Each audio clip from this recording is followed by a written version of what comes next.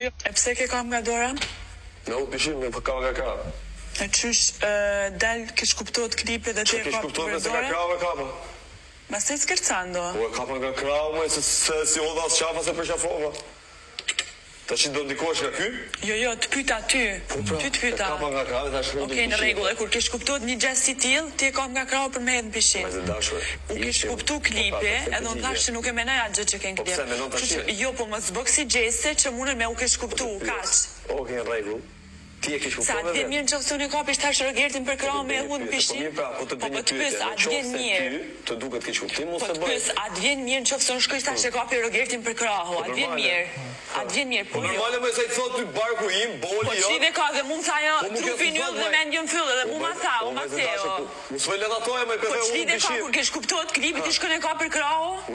Tani, dy adoleshentë që surritën te kjo marrëdhënie vazhdojnë të jenë dy adoleshentë që zihen tash pse ai apo ajo i klasës tjetër kaloi te dera jonde se si pa këtej kë pa mua apo ty. Mua bet kot domethënë. Megjithatë, unë gjithmonë kam qenë pro Mateos te kjo marrëdhënie për shkak sepse Mateo më zhduk më i vërtet, ndërsa Brikena më zhdukur më jo e vërtet në këtë marrëdhënie.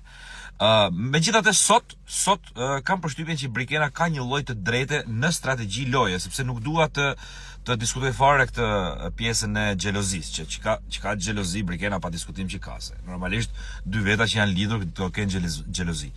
Por në strategji loje Brikena ka të drejtë, sepse për sa kohë Mateo pretendon që Brikena kur flet me Rogertin i thotë që shiko, ai është kundërshtari im në lojë, ai është kundërshtari im më i egër, ti shkon e flet me te, ti shkon edhe i qesh me te, etj, nuk mund të ma bësh ti mua këtë, por as Mateo nuk mund t'ja bëj Brikenës këtë, ndërkohë që kundërshtarja e saj është Selin, nuk mund t'ja bëj, sepse sa i ka thënë trupi yll dhe mendja fyll, dhe unë kam përshtypjen që duke ardhur drejt fundit Bigu, pra, duke shkuar drejt finales, banorët dhe sidomos këta të dy që pretendojnë se janë të lidhur, duhet ta kuptojnë njëri tjetrin me sy.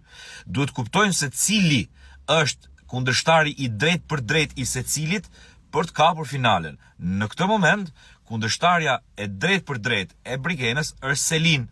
Dhe Brikena e di shumë mirë këtë, po Brikena di edhe gjë tjetër, që Selin është akoma më faktorizuar se sa Brikena. Pra, Selin është më afër finales se sa Brikena.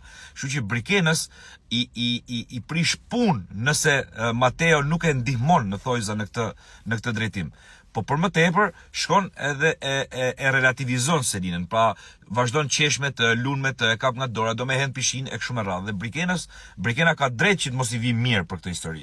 Për shkak sepse thashë edhe herë Selin është kundërshtarja e saj e drejt për drejt. Siç është kundërshtari i drejt për drejt i Mateo, si është Rogerti, është Miri, dhe normalisht Mateo me drejt pastaj i kërkon Brikenës që të mos ketë nuanca zbutje me këta dy. Ashtu siç nuk duhet ketë edhe Mateo nuanca zbutje me Selin. Pra, për te adoleshencës tyre, për te lidhjes, për te xhelozis, këta duhet kuptojnë që janë në Big Brother dhe janë duke luftuar për një çmim të madh. Dhe këta duhet ta kuptojnë me njëri tjetrin me sy. Pra, si mund ta ndihmojnë njëri tjetrin dhe jo si mund ta stresojnë më shumë për të kapur atë të shkret finale.